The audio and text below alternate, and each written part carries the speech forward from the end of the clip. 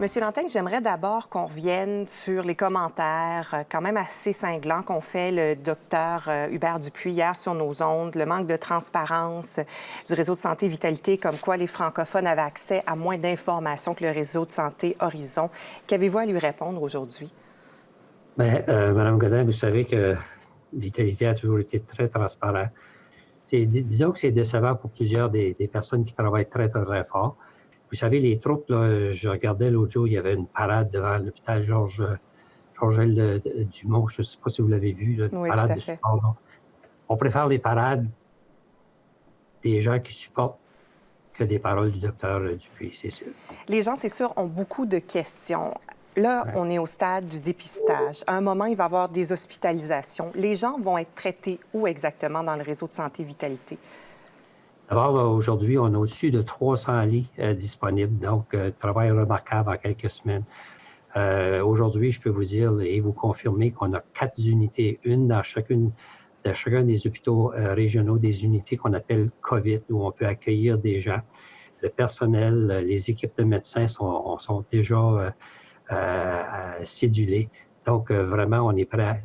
C'est pas ce qu'on souhaite, mais on est prêt à accueillir les gens. On a aussi au niveau des soins intensifs, vous savez que les ventilateurs, on est rendu à peu près une centaine avec ceux qu'on a rapatriés là, des collèges communautaires ou qu'on prêtait pour faire de l'enseignement, avec ceux qu'on a acquis et même qu'on a mis en œuvre là, les 10 du centre hospitalier Georges Dumont avec le Justement, travail côté matériel médical, est-ce que vous avez tout ce dont vous avez besoin présentement? On parle de masques, on parle de respirateurs, justement, on parle de gants.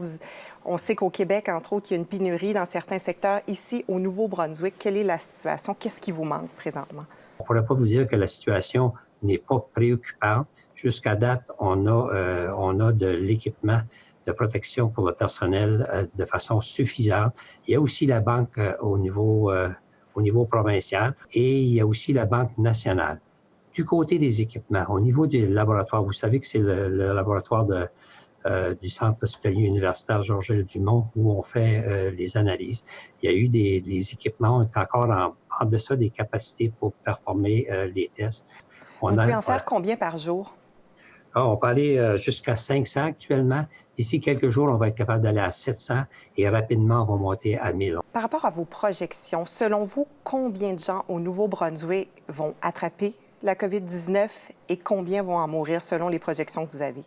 Je ne voulais pas vous donner un chiffre précis, sauf que pour vous dire qu'en termes de nombre de lits, dans les projections qu'on utilise pour utiliser les espaces, on a un plan où on pense que le nombre de lits total qu'on pourrait utiliser, on va être capable de répondre à la demande à peu près dans les pires scénarios, les scénarios les plus pessimistes. Au-delà des hôpitaux, est-ce qu'il y a certains bâtiments, lieux qui pourraient faire office d'hôpital dans un cas extrême?